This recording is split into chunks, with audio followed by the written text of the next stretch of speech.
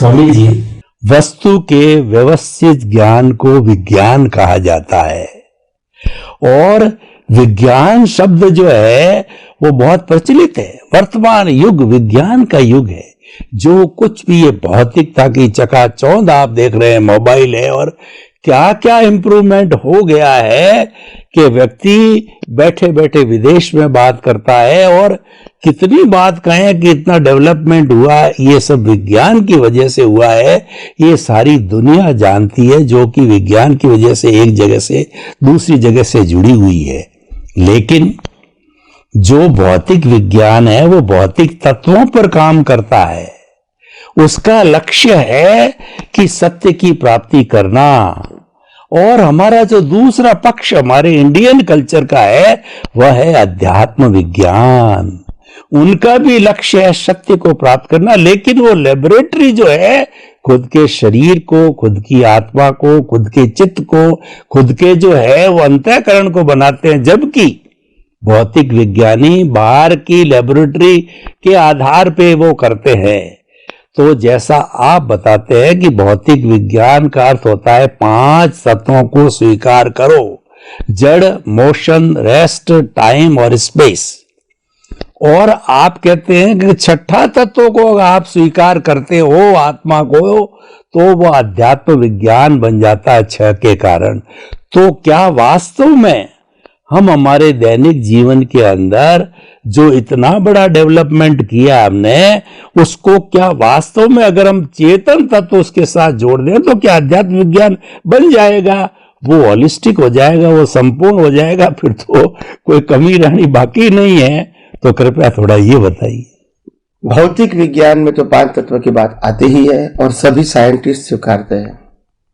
और मैंने कहा कि आध्यात्म विज्ञान के अंदर भौतिक विज्ञान के 5 तत्व और आत्मा तत्व को जोड़ दोगे तो ये आध्यात्म विज्ञान हो जाएगा।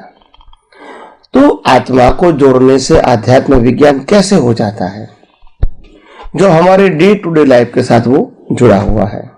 कैसे? तो जब आत्मा तत्व की बात आएगी तो सनातन सुख की बात आएगी, टेम्पररी सुख की बात आएगी। जब आत्मा तत्व की बात आएगी तो कर्म की बात आएगी, कर्म फल की बात आएगी, यानी कॉज एंड इफेक्ट की बात आएगी। जब आत्मा की बात आएगी तो बंधन की बात आएगी, मुक्ति की बात आएगी। जब आत्मा की बात आएगी तो पुनर्जन्म की बात आएगी। यानी हर शब्द आत्मा के आधार से जुड़ा हुआ है। अगर आत्मा नहीं है तो सनातन सुख की बात, मोक्ष की बात नहीं होगी। अगर आत्मा नहीं होगा तो कर्म और कर्मफल की बात नहीं आएगी। अगर आत्मा नहीं होता तो जन्म जीवन मृत्यु नहीं होता। अगर आत्मा नहीं होता तो चारे गति नहीं होती। तो इसीलिए आत्मा तत्व जोड़ने से ये पूरा जो साइंस एकेंद्रिय से पंचेंद्रिय, मनुष्य और चारे गति, ये सब कुछ आता है। कर्म और कर्मफल आता है, पुनर्जन्म की बातें आती है, बंधन की बातें आती है, मुक्ति की बातें आती है, टेम्पररी सुख की बातें आती है, सनातन सुख की बात आती है। और कैसे कर्म बनते हैं, कैसे कर्म फल आते हैं, वो भी आत्मा नहीं है तो कर्म और कर्मफल नहीं है। क्या कोई व्यक्ति बिना आत्मा कर्म चार्ज कर सकता है? नहीं कर सकता है। क्या कोई भी जीव बिना आत्मा की हाजिरी कर्मों के भुगतान कर सकता है? नहीं कर सकता है। अगर शरीर के अंदर आत्मा है तभी तो हम कर्म चार्ज करेंगे। अगर शरीर के अंदर आत्मा है तभी तो हम कर्मों की भुगतान कर सकते हैं। अगर शरीर में से आत्मा निकल जाने के बाद शरीर को जला दिया जाता है, क्या वो भुगतान है? नहीं है, वो तो जड़ का स्वभाव हो गया। तो भुगतान का मतलब होता है आत्मा है तभी तो आप अनुभव कर सकते हैं सुख और दुख का। आत्मा है तभी तो आप राग द्वेष कर सकते हैं अज्ञानता से। अगर आत्मा नहीं है, राग द्वेष कैसे होगा? आत्मा नहीं है, दृष्टि कैसे होगी? आत्मा नहीं है, अनुभव कैसे होगा? आत्मा नहीं है तो रिलेटिव सत्य का ज्ञान कैसे होगा?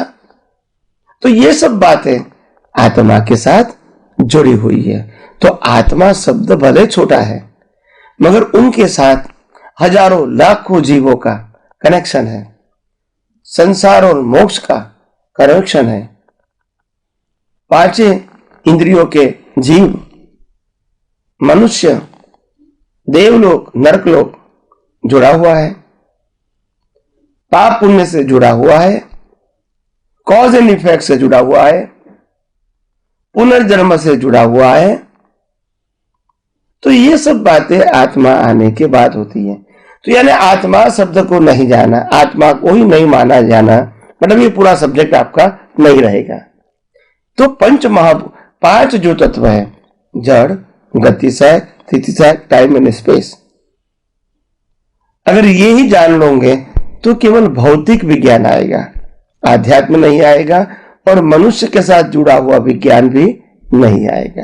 भौतिक विज्ञान आप समझ सकते हैं, विनाशी चीजों का बिगिनिंग, एंड और विनाशी चीजों की अवस्था का ज्ञान आप पांच तत्वों से समझ सकते हैं। मगर जब शरीर की बात आएगी और शरीर के साथ जुड़ा हुआ आत्मा की बात आएगी, तभी ये बातें जुड़ती जाएगी कि कर्म किसको कहते हैं, पुनर्जन्म किसको कहते हैं, मान्यता का सुख किसको कहते हैं, सनातन सुख किसको कहते हैं, देवलोक किसको कहते हैं, नरक लोक किसको कहते हैं, पशु योनि किसको कहते हैं, एकेंद्रिय से पंचेंद्रिय किसको कहते हैं, चार प्रकार की गति किसको कहते हैं, बुद्धि किसको कहते हैं, और केवल ज्ञान किसको कहते हैं, तो पुरुषार्थ किसको कहते हैं, प्रारब्ध किसको कहते हैं, कर्म और कर्म फल किसको कहते हैं। ये सब बातें कब आएगी? जब आत्मा तत्व आएगा। तो आत्मा नहीं आएगा तो ये पूरा पैकेज नहीं आएगा। और इसीलिए आत्मा तत्व तो एक टाइटल है, उसकी गहराई में बहुत कुछ बातें हैं। तो आइए हम सब आध्यात्म विज्ञान में धीरे धीरे ये सब बातें समझने लगेंगे, क्योंकि ये बहुत इंपॉर्टेंट बातें हमारे जीवन में है। बिना सनातन सत्य जाना हमारा डेवलपमेंट, प्रगति संभव नहीं है, और बिना सनातन सत्य जाने टेंशन मुक्त होना संभव नहीं है। बिना सनातन सत्य जाने कर्म बंधन से या कर्म बंधन से मुक्ति पाना संभव नहीं है। बिना सनातन सत्य जाने देहाध्यास को तोड़ना संभव नहीं है, और बिना सत्य जाने, सनातन सत्य जाने अज्ञान को मिटाने का संभव नहीं है। बिना सनातन सत्य जाने केवल दर्शन और केवल ज्ञान प्राप्त करना भी संभव नहीं है। तो आइए हम सब यही आध्यात्मिक ज्ञान को और गौर से और डीप से जानने की, समझने की कोशिश करेंगे, और अपने ही दृष्टि को और परिपक्व, डीप और विशाल बनाएंगे।